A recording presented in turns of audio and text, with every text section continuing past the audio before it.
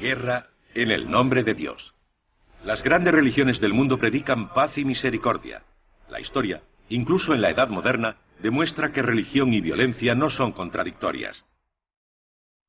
En el siglo XVI surge una nueva denominación cristiana. La Iglesia de Roma, hace tiempo separada de la ortodoxa oriental, se vuelve a dividir en católicos y protestantes. Y en el nombre de Cristo se enfrentan en el conflicto más sangriento que ha conocido Europa.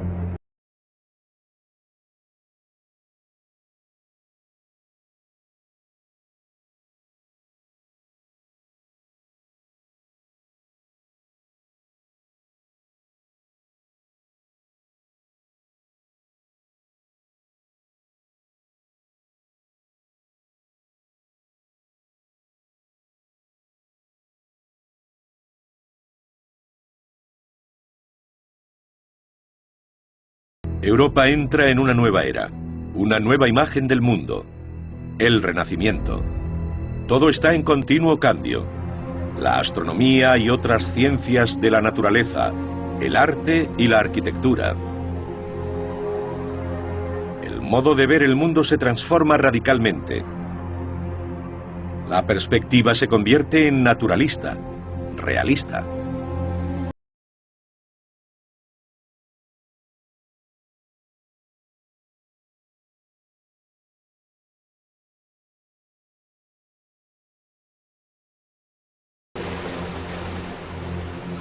Con nuevos instrumentos de navegación y nuevos mapas, en 1522, Magallanes y Elcano demuestran que el mundo es redondo. Una época de agitación también por cuestiones de creencias. La Biblia, cuyos textos en latín la hacían inaccesible al público general, se convierte en el libro de los libros y un monje alemán insatisfecho cambia el mundo sin querer. Martín Lutero no quiere la reforma, solo pretende reformar. Pero no es eso lo que sucede, es el momento propicio para más. Un nuevo invento, la imprenta, una revolución técnica que posibilita otra espiritual.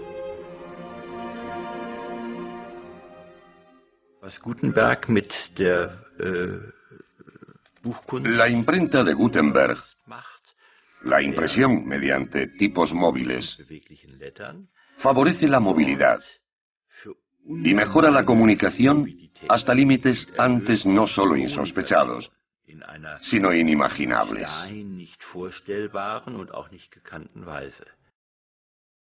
La autoridad moral de la Iglesia, la del Papa, ha alcanzado su punto más bajo con los Borgia.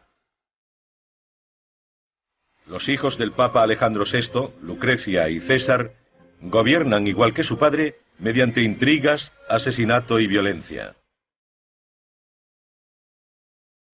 Cuando muere el Papa, estallan manifestaciones de júbilo en las calles de Roma. El fraile agustino Martín Lutero se desespera ante una situación intolerable: la corrupción de la Iglesia. No es un revolucionario, solo un monje medieval, pero es obstinado y lucha contra los problemas teológicos. Con toda probabilidad, él mismo no clava ninguna de sus 95 tesis escritas en latín en la puerta de la iglesia de Wittenberg, a pesar de lo popular que se haya vuelto esa imagen. Después de todo, ¿quién habría podido leerlas? En realidad, se las envió al arzobispo de Maguncia en forma de carta. Seine handschriftlich niedergelegten Thesen gelangen in einer handschriftlichen Fassung nach... Sus ideas llegan a Nuremberg en forma de manuscrito y son traducidas del latín original. Luego, a finales de 1517, son impresas y distribuidas en gran número por todo el imperio.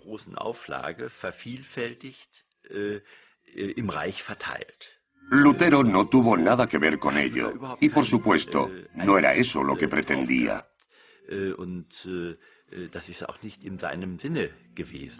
A consecuencia del alboroto, Lutero es excomulgado. En 1521, mediante un rapto fingido, el príncipe elector Federico III de Sajonia esconde a Lutero en el castillo de Warburg, donde traduce el Nuevo Testamento al alemán. Su estilo enérgico tiene una gran influencia en la lengua alemana. Un año después, sus textos son impresos con consecuencias trascendentales. Lutero no fue el primero en traducir la Biblia al alemán. En el siglo XV ya existían traducciones, no recuerdo cuántas, a otras lenguas nacionales, incluido el alemán. Pero la traducción de Lutero, su traducción de la Biblia al alemán, es la única que prospera y se propaga como el fuego. Un fuego que Lutero no quería prender. Sus textos religiosos inspiran una revolución. Thomas Müntzer discute con Lutero y convoca fuerzas que no puede controlar.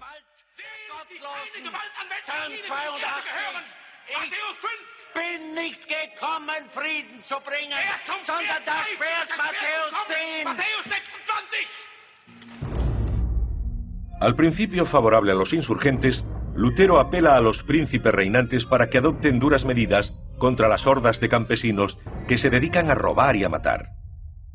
No quiere que lo asocien con las brutalidades que cometen. No le gusta Müntzer y no quiere unirse a la revolución.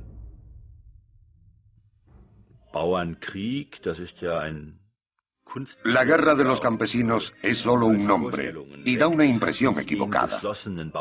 No fue una guerra tal como la entendemos, fue más bien una serie de levantamientos aislados. Las revueltas de campesinos constituyen una tradición en los siglos XIV y XV. Pero los príncipes no reaccionan como pretendía Lutero. Y sufre con la reforma tanto como ha influido en ella. No tiene control sobre los acontecimientos. La reforma atrae a fanáticos. Las revueltas contra el poder del clero llegan a todas partes. Los iconoclastas atacan iglesias. En Münster, los anabatistas rigen durante unos meses un estado totalitario. Exigen la propiedad compartida de los bienes y la prohibición del matrimonio. Cuando se aplasta la rebelión, los cadáveres de los cabecillas son expuestos en jaulas. La reforma se extiende por toda Europa, dividiéndola en diferentes facciones. Zwinglio en Zúrich, Calvino en Ginebra. Incluso Escocia tiene su propio héroe local en la persona de John Knox.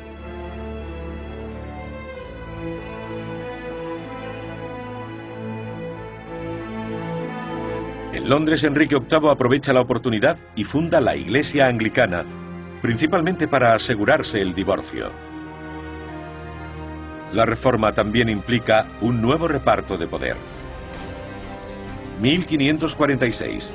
El emperador católico está en guerra con los príncipes protestantes. La primera guerra interconfesional. Tras la victoria del emperador, se alcanza un compromiso de paz.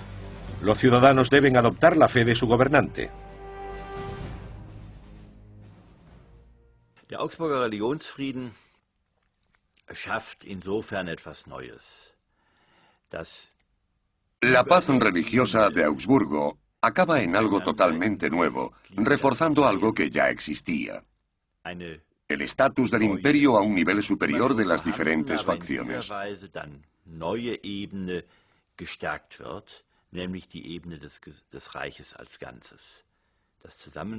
Un nivel en el que el rey y el Estado imperial trabajan juntos como árbitros supremos, responsables de salvaguardar la paz y la ley del imperio.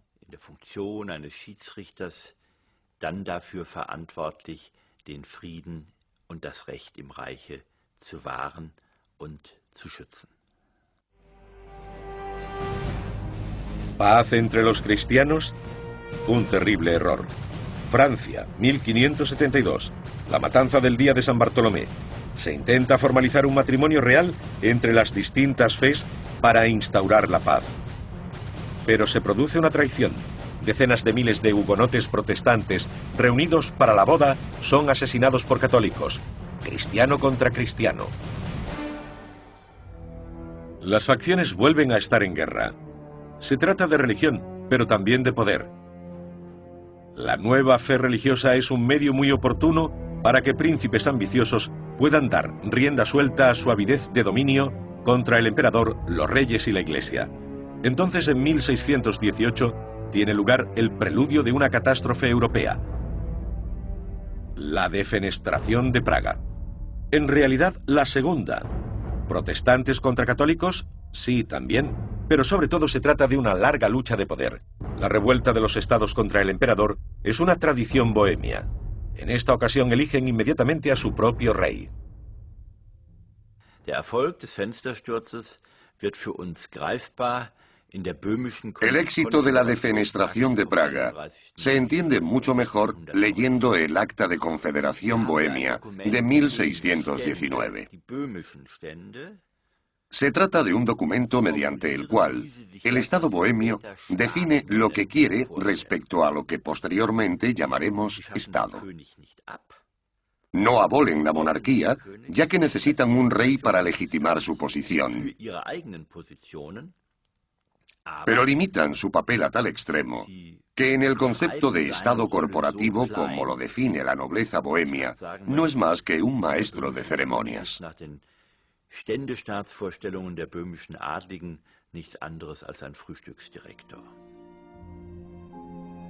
La Unión Protestante reúne a sus tropas en Bohemia. Se hacen alianzas. Maximiliano de Baviera pide ayuda a la Liga Católica para luchar. Viena.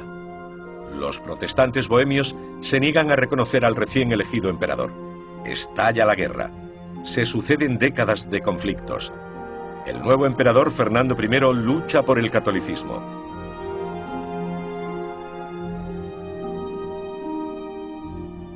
Wallenstein, un brillante general y comerciante. Por el momento no existe nada parecido a un ejército nacional.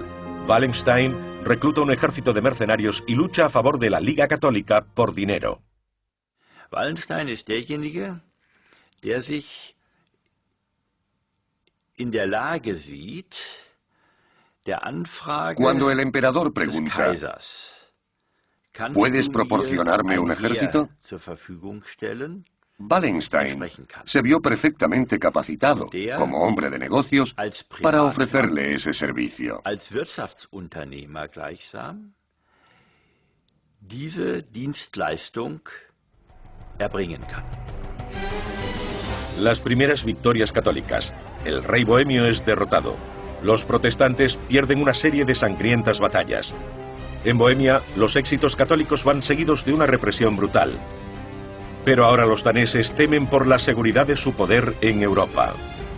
Entran en guerra con los Habsburgos católicos. La suerte de la guerra es caprichosa, pero Wallenstein casi siempre sale victorioso. De nuevo el emperador triunfa sobre los protestantes.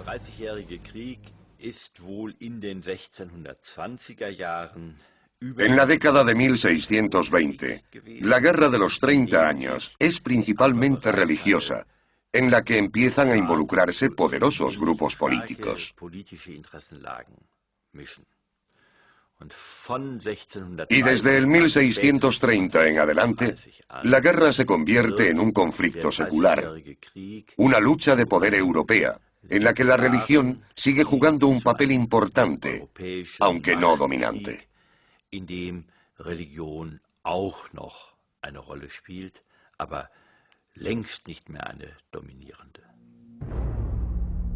Una guerra que se perpetúa. Las naciones toman posiciones. Nadie domina durante mucho tiempo. Las potencias que consiguen ventaja a corto plazo no tardan en ser reducidas por el resto. En todas partes, los ejércitos de mercenarios toman lo que necesitan de la población civil. La guerra se alimenta de guerra, dice la gente. Los soldados están considerados la escoria de la tierra y matan por dinero. Para los mercenarios solo cuenta el dinero. Estos mercenarios solo cumplían con su trabajo.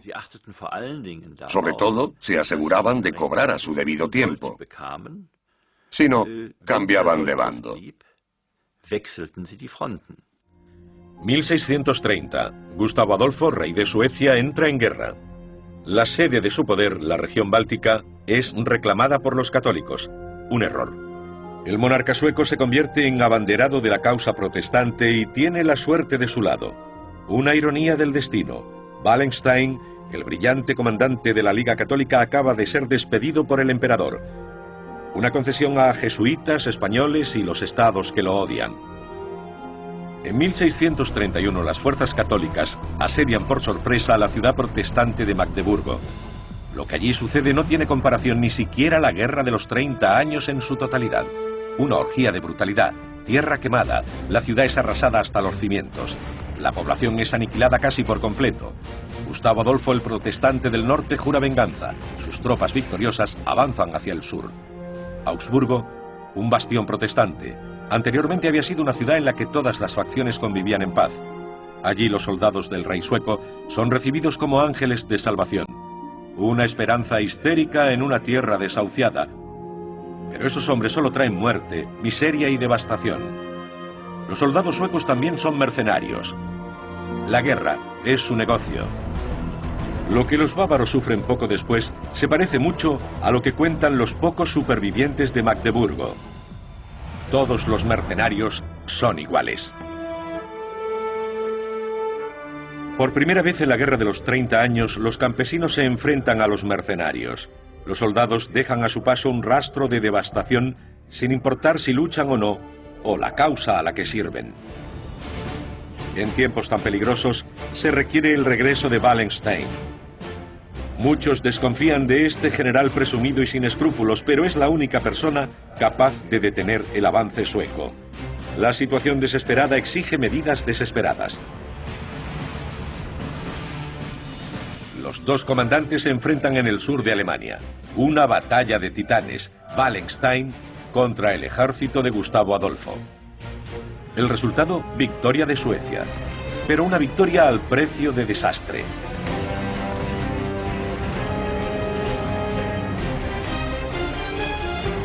Gustavo Adolfo muere en la batalla de Lützen.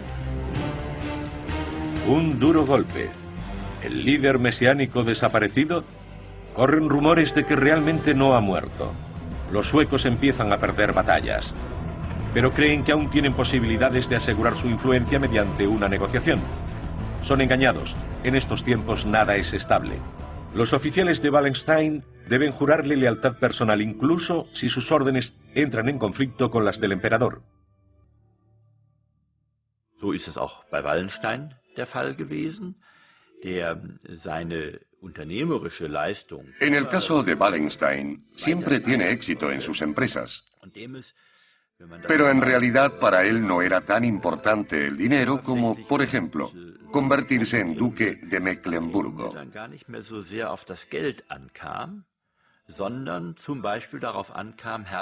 Una promoción en su rango social que lo colocaría a la altura de los príncipes del Sacro Imperio Romano Germánico. Der ihn den Reichsfürsten des Heiligen Römischen Reiches gleichstellte.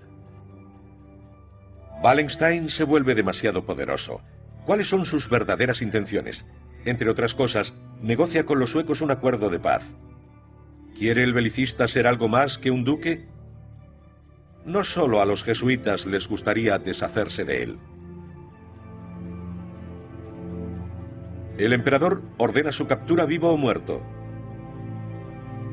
El capitán irlandés que lo apuñala en Níger solo es el brazo ejecutor de los numerosos enemigos que tiene. Un final poco glorioso para este notable caudillo de ejércitos.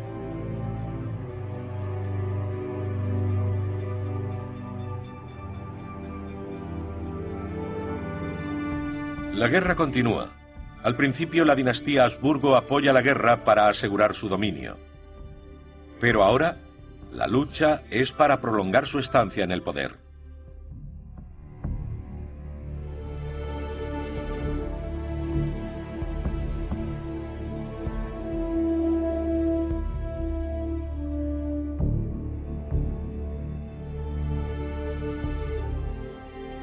En 1635, y ante la insistencia del cardenal Richelieu, Francia entra en la guerra.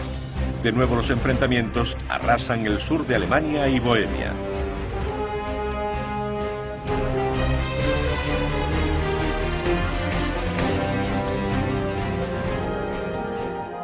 Hasta 1648 la gente no empieza a hartarse de tanta carnicería.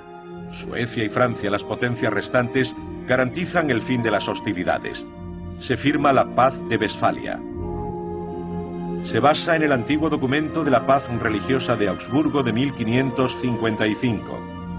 Tras 30 años de guerra, una verdad amarga, empezar de cero. Aún así, todo ha cambiado. No obstante, para el pueblo llano, la firma del tratado no trae la paz. Erst wenn der letzte Söldner ein Land verlassen hat, oder auch nur ein Dorf verlassen hat, Solo cuando el último mercenario abandona el país o el pueblo, regresa la paz a la gente weil corriente. das in Sachsen zum Beispiel erst Y en Sajonia, im Laufe eso des no tiene Jahres lugar hasta 1650 1650. erfolgt ist dort in Muchos documentos se refieren a ese momento como el fin de la guerra de los 32 años. nun zu Ende gehenden 32-jährigen Krieg die Rede. Por fin terminan las matanzas.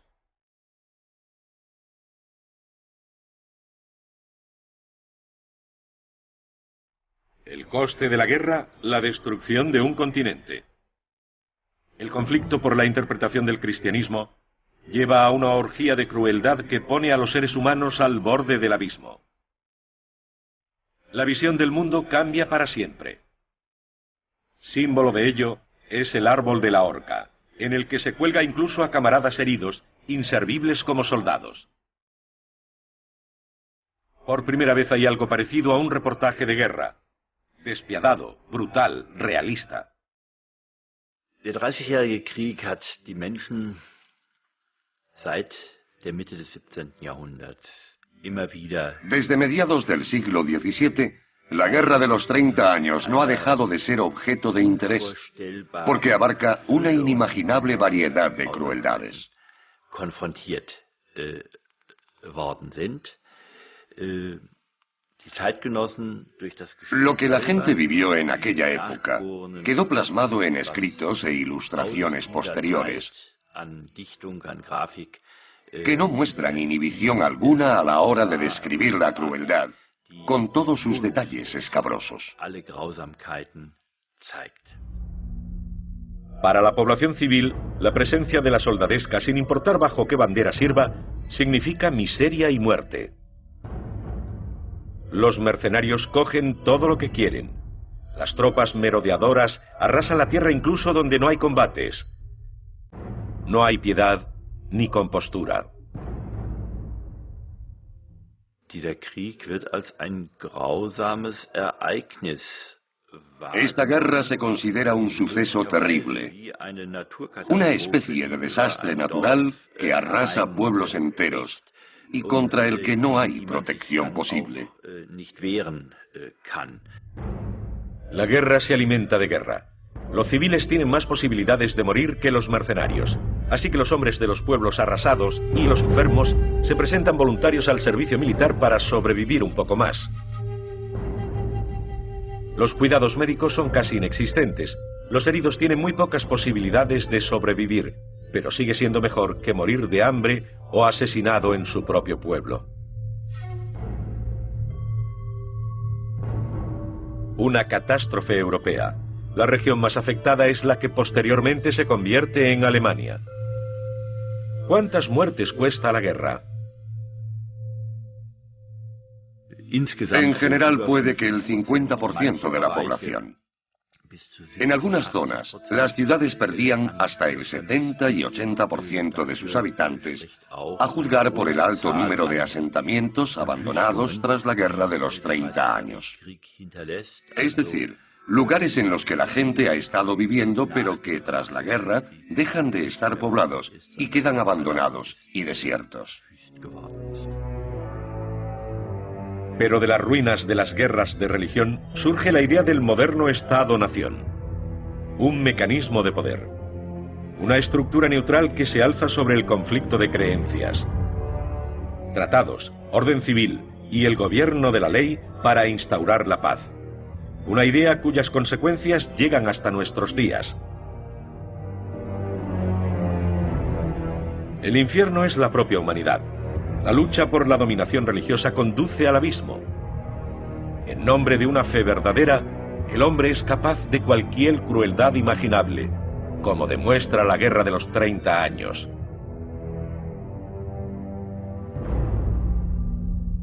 Por naturaleza el hombre es, y siempre ha sido, avaricioso, egoísta y cruel. Solo una fuerte represión lo obliga a mantener la paz. El hombre es un lobo para el hombre, escribe el filósofo inglés Thomas Hobbes. Hobbes zieht daraus die Konsequenz, dass der Mensch zu Hobbes concluye que para que el hombre pueda vivir en condiciones de coexistencia pacífica, debe ser sometido a una disciplina. Debe ser controlado en todos los aspectos de su vida por un poder. Un poder que solo puede ser ejercido por el Estado.